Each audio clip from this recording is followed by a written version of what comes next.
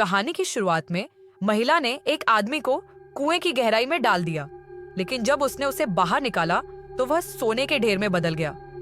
दोनों बहनें सोने को देखकर दंग रह गए, लेकिन उन्हें चमड़े का एक टुकड़ा मिला जिस पर संदेश लिखा था, यदि तुम्हें सोना चाहिए तो मुझे भोजन देते रहो। महिला को डर था कि उसका पति खतरे में है। क्या इस कुएं में कोई भयानक राक्षस हो सकता है? अपने अनुमान को सही साबित करने के लिए उन दोनों ने अपने पास बैठे एक आदमी की ओर देखा। जब उन्होंने उसे दोबारा ऊपर खींचा तो वहां सोने से भरी एक और टोकरी थी। वे अपने पूरे जीवन में इतना सारा सोना खर्च नहीं कर सकते थे, लेकिन फिर भी उन दोनों ने सोने की एक टोकरी खरीद ली। गोपी ने रोमियो को ढूंढ निकाला जो एक पुलिस अफसर था, और उसने कहा कि उसे एक शव चाहिए। रोमियो ने सोचा कि वह मजाक कर रही है, लेकिन गोपी ने मजाक नहीं किया। यह देखकर कि दूसरे पक्ष ने इतना समय ले लिया है, उसने कारण नहीं पूछा। उस रात रोमियो को जंगल में एक आदमी मिला और फिर उन्होंने बिना कुछ कहे उसे मार दिया। उस सुबह उन्होंने शव पहुंचाने के लिए किसी को भेजा। गोपी को चिंता थी कि रोमियो ने उससे चुप रहने के लिए सोने का एक और बैग दे दिया है। रोमियो ने उत्सुकता से पूछा कि सोना कहाँ से आया। हालांकि गोपी ने कहा कि किसी को सामाजिक मामलों के बारे में ज्यादा नहीं पूछना चाहिए और सिर्फ अपने आप पर ध्यान देना चाहिए। यह देखकर कि दूसरा पक्ष इतना क्रोधित था, उसने अपनी बहन को अच्छा सबक सिखाने का फैसला किया। उस रात दोनों बहनों को आश्चर्य हुआ। पता चला कि रोमियो ने लोगों को घर में जांच करने के लिए बुलाया था।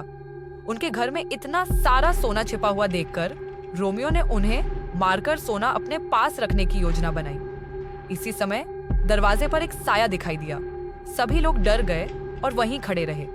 उन्होंने अनुमान लगाया कि यह कुएं के तल पर मौजूद राक्षस होगा, और उनके सामने अजीब सी आंखें प्रकट हुईं। लेकिन सभी बहुत डरे हुए थे। हवलदार ने रोमियो की सलाह को नजरअंदाज कर दिया और भागने की कोशिश की, लेकिन उसे फिर से रोक दिया गया। फिर वह राक्षस के साथ बिना किसी निशान के गायब हो गया। अन्य तीनों को दीवार पर कुछ शब्द लिखे मिले, जिनमें लिखा था, कृपया जल पुलिस को छिपने न दें। गोपी अब इसे और नहीं छिपा सकती थी, इसलिए उसे रोमियो को सच्चाई बतानी पड़ी। लेकिन रोमियो डरा नहीं, बल्कि उसके पास एक साहसिक विचार था कि यह सब एक ही बार में किया जाए। प्रतिदिन एक व्यक्ति की हत्या करने से गांव वालों का संदेह बढ़ जाएगा। वे तीनों तुरंत घुल मिल गए। इस समय गांव में अग्नि पार्टी चल रही थी। रोमियो ने इस बात का फायदा उठाया कि कोई भी ध्यान नहीं दे रहा था, और उसने बिजली के खंभे को धक्का देकर गिरा दिया। फिर वह दूसरे खंभे के सहारे जमीन से ऊपर उठ गया। क्या यह सिर्फ छोटी सी बात है? सभी ग्रामीणों को बिजली के तार ने काट डाला, और तीनों ने शवों को कुएं के नीचे भारी मात्रा में सोने में फेंक दिया। तभी रोमियो ने कहा कि कुएं में आवाज आ रही थी। जब उसकी बहन जांच करने के लिए आगे बढ़ी तो उसने अपनी बहन को धक्का देकर नीचे गिरा दिया। गोपी अपनी बहन का बदला लेने के लिए आगे बढ़ी, लेकिन वह भी मारी गई क्योंकि वह बहुत कमजोर थी। अब सारा सोना रोमियो के हाथ में है और वह इतना खुश है कि वह मुस्कुराना बंद नहीं कर सकता। 20 साल बाद युवाओं का एक समूह गांव में आया जो उन निर्दोष ग्रामीणों की आत्माओं की खोज कर रहा था, जो यहाँ से जाने के लिए अनिच्छुक थे और अब भी हर रात यहाँ पार्टियां करते थे। कई लोग डर गए। बगल वाले घर में पर्दे के पीछे से शोर आ रहा था।